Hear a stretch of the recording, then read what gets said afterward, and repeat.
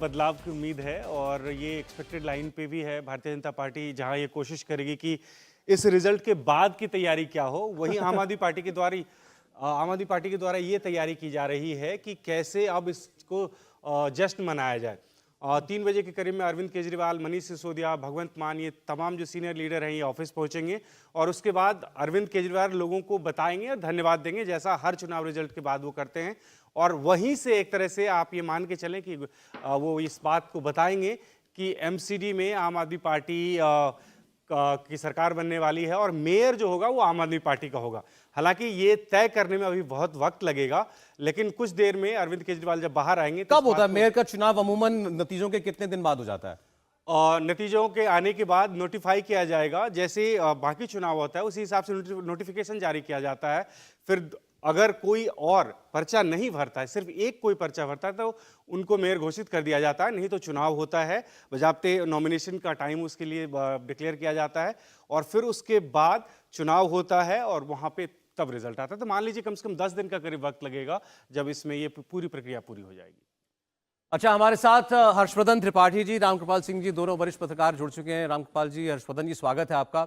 रामकृपाल जी, जिन नतीजों को दोनों ही पार्टियां अपने लिए जीत की तरह बता रही हैं, दोनों ही पार्टियों के दफ्तरों में जश्न मनाया जा रहा है।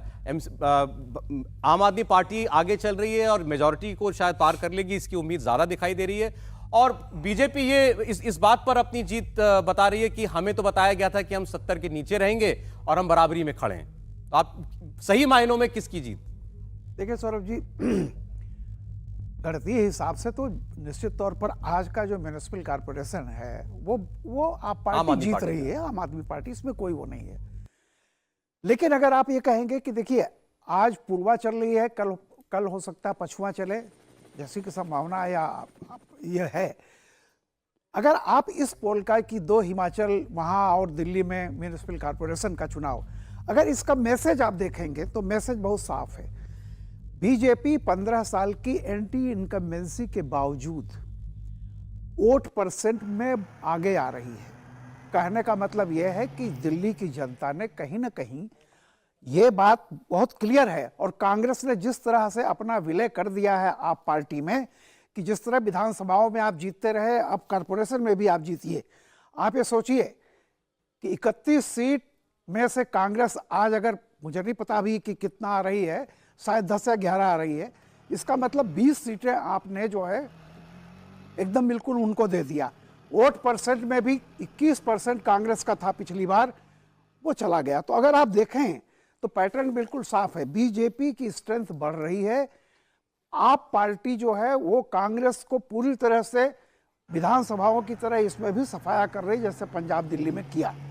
और कांग्रेस एक राष्ट्रीय पार्टी होकर के जिसकी इतनी दिनों तक सत्ता रही, मैं ये नहीं मानता कि अगर वो चाहती तो इस बुरी पोजीशन में वो नहीं पहुंचती। कांग्रेस ने एक तरह से, चाहे ये मिली भगत हो चाहे जो भी हो, कांग्रेस ने पूरी तरह आप पार्टी के सामने सरेंडर कर दिया है। जानबूझ के अपना वोट आपको ट्रांसफर कर दिया, आप कह रहे हैं? मैं ये, आप नतीजे बताइए ना। आप ये सोचिए कि एक राष्ट्रीय पार्टी, आप ये बताइए कि जिसका भारत जोड़ो यात्रा और तमाम इस तरह की चीज चल रही है, कांग्रेस इतनी तो कमजोर नहीं हुई है कि वो एक फाइट 10-12% की, जो 15, कांग्रेस तो कहीं इसमें रिस्पॉन्सिबल ही नहीं थी, एंटी इनकम्बेंसी नहीं थी उसके साथ। जो पार्टी 2017 में 20 या 22% वोट रहती है, वो आपने कहीं देखा? चाहे गुजरात हो चाहे यहाँ हो, कहीं लड़ते हुए देखा आपने?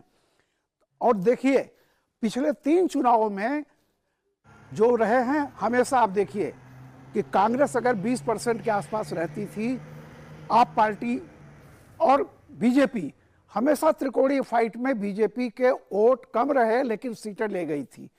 तो मैं कहता हूं कि देखिए, सीट का जहां तक सवाल है, निश्चित तौर पर आप जीती है, लेकिन ये नहीं भूले कि कल जो 2 नतीजे आएंगे, हिमाचल, गुजरात और दिल्ली में, अगर तीनों जगह बीजेपी की लोकप्रियता, जिसका सीधा होता है कि परसेंटेज क्या है वोट का, ज्यादा जनता की पसंद बन रही है बीजेपी, क्योंकि वो गणित ऐसा हो गया कि राइट वर्सेस रेस्ट। और मैं हमेशा कहता हूं, राइट वर्सेस रेस्ट अगर होगा तो आप तय जान लीजिए कि रेस्ट हमेशा जीतेगा, राइट पराजित होगा। और जैसे ही राइट वर्सेस रेस्ट, अगर रेस्ट डिवाइडेड है मैं बीच में सर तो आपको बीच बीजेपी में रोकूंगी जीतेगी। क्योंकि एक बड़ी खबर आ रही है। बड़ी खबर बता दें, बड़ी खबर यह है कि मनीष सिसोदिया के इलाके में भी भारतीय जनता पार्टी ने जीत का परचम लहराया है। सिसोदिया के 4 में से 3 वार्ड में बीजेपी जीती है। सत्येंद्र जैन के इलाके में भी भारतीय जनता पार्टी को सफलता मिली है और इसी का जिक्र तमाम भारतीय जनता पार्टी के लीडर्स की तरफ से भी किया जा रहा है, क्योंकि जो फाइनल टैली है उसमें बीजेपी जरूर पीछे छूटती हुई नजर आ रही है और आम आदमी पार्टी एमसीडी में अपना परचम लहराती हुई नजर आ रही है। लेकिन चर्चा इसी बात की तरफ शिफ्ट हो रही है कि 15 साल की एंटी इनकम्बेंसी के बाद भी भारतीय जनता पार्टी का ये जो परफॉर्मेंस है इसे किस तरीके से देखा जाए, क्योंकि अभी तक जो टैली आप देख रहे हैं इंडिया टीवी पर 107 सीटों पर भारतीय जनता पार्टी अभी आगे है। आम आदमी पार्टी 131 बहुमत की तरफ है। लेकिन अभी भी सवाल यह है कि मेयर किसका होगा, क्योंकि सबके अपने अलग अलग दावे हैं। भारतीय जनता पार्टी भी कॉन्फिडेंस में नजर आ रही है और आम आदमी पार्टी चूंकि जीत का परचम लहरा चुकी है इसलिए आम आदमी पार्टी जरूर अपना कॉन्फिडेंस दिखा रही है। लेकिन फिलहाल 2 मंत्री आम आदमी पार्टी के, उनके वार्ड में जो है बीजेपी जीती है और आम आदमी पार्टी हार गई है। ये जरूर फिलहाल दिलचस्प तस्वीर इस एमसीडी चुनाव की निकलकर सामने आ रही है, क्योंकि मनीष सिसोदिया के इलाके में भी यही हाल रहा। सत्येंद्र जैन जो काफी चर्चाओं में रहते हैं और बीजेपी बहुत ज्यादा चर्चा करती है सत्येंद्र जैन की और आरोप लगाती है वो आम आदमी पार्टी पर, उनके इलाके में भी आम आदमी पार्टी फेल रही है। हर्षवर्धन जी, जो हम चर्चा कर रहे हैं प्रो इनकम्बेंसी की जो बातें चल रही हैं, जो एक नया शब्द इजाद हुआ है भारतीय जनता पार्टी की परफॉर्मेंस को देखते हुए, ये जो टैली आप देख रहे हैं 107 वर्सेस 131, इसे आप कैसे समझाएंगे, कैसे बताएंगे, ये इसे क्या कहा जाए? ये नाराजगी है जनता की बीजेपी के खिलाफ या ये बीजेपी का अच्छा परफॉर्मेंस है? देखिए, अगर सत्ता हाथ से जा रही हो तो अच्छा परफॉर्मेंस तो नहीं कह सकते हैं, लेकिन 15 वर्षों की लगातार सत्ता हो, दिल्ली में कूड़े का पहाड़ हो और अरविंद केजरीवाल उस कूड़े के पहाड़ पर चढ़कर चिल्ला रहे हो कि देखिए इतना कूड़े का पहाड़ खड़ा कर दिया, यमुना की गंदगी पर बात मत करो, और उसके बावजूद अगर भारतीय जनता पार्टी 100 सीटें यानी उसके आसपास कहीं भी रह जाती है तो ये भारतीय जनता पार्टी का जो एक तरह से कहें कि बेस, स्ट्रांग बेस है, उसको दिखाता है। आम आदमी पार्टी, जिसको लग रहा था, एग्जिट पोल्स भी बता रहे थे, लग रहा था कि बहुत जबरदस्त जीत वो हासिल करने वाली है, अगर वो वहां तक नहीं पहुंच रही है तो ये चुनौती उसकी लोकसभा चुनाव में तो दिखनी ही दिखनी, क्योंकि वैसे भी वहां नहीं हो, लेकिन ये विधानसभा पर भी असर करने वाला है, क्योंकि अब ये सीधी फाइट है और यहां पर जाकर एक तरह से कहें कि भारत अब उस राजनीति की तरफ बढ़ रहा है जो मैं एक बात कह रहा था कि चुनाव नतीजों पर तय हो जाएगा कल के नतीजों से, और वो पक्की एक तरह से कहेंगे सीमेंटेड होगा वो। क्या देश की राजनीति अब भारतीय जनता पार्टी बनाम आम आदमी पार्टी हो गई है, क्योंकि कांग्रेस पार्टी तो किसी ने मुझे कहा और मुझे आश्चर्य हो रहा है कि उसके नेता उस तरह से नहीं दिख रहे हैं, उसके बड़े नेता तो लगभग गायब हैं। क्या तपस्या करने वाली पार्टी रह जाएगी अब?